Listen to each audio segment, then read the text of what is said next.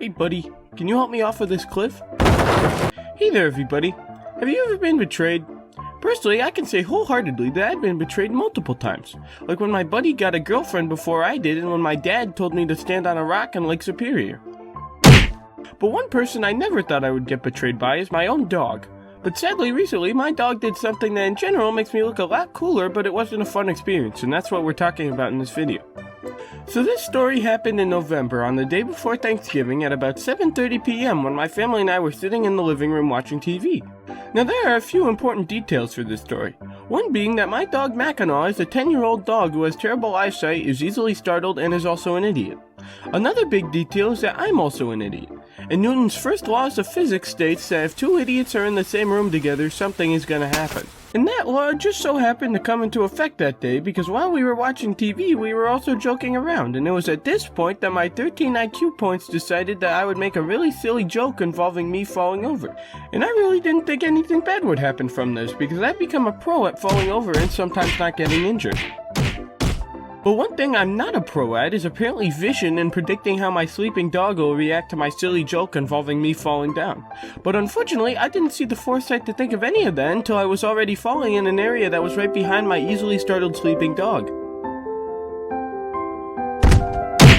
Now this whole thing wasn't really my dog's fault because if I was elderly and sleeping and someone fell and scared the bejeebus out of me, I would probably also get scared and bite said person too.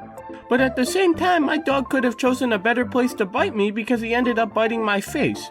And believe me, I can think of many worse places for him to bite me, but that doesn't exactly mean I want to be bit in the face. And this bite wasn't like the time a random crustacean bit my finger in Delaware because this was on my face right next to my eye and it was bleeding everywhere and heavily noticeable.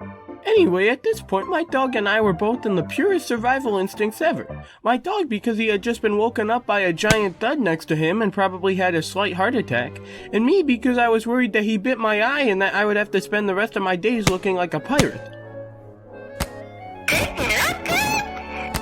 Also at this point, the blood was starting to stain the carpet and my parents were overloading my face with ice because the bite was so close to my eye that they figured anything besides excessive ice could damage my eye. At this point, my dog also realized the error of his ways and tried to apply first aid by licking me, but honestly that didn't really help.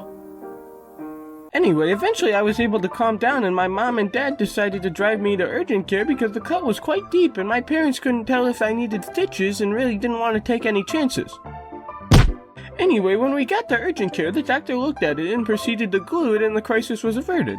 So what's the aftermath of this experience? Well, my dog and I are both fine except I have a scar on my face and my dog probably has slight trauma.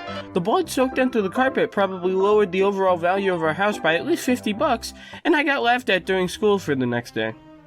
How'd you get this scar? I fell on my elderly dog. Anyway, thanks for watching and Happy New Year.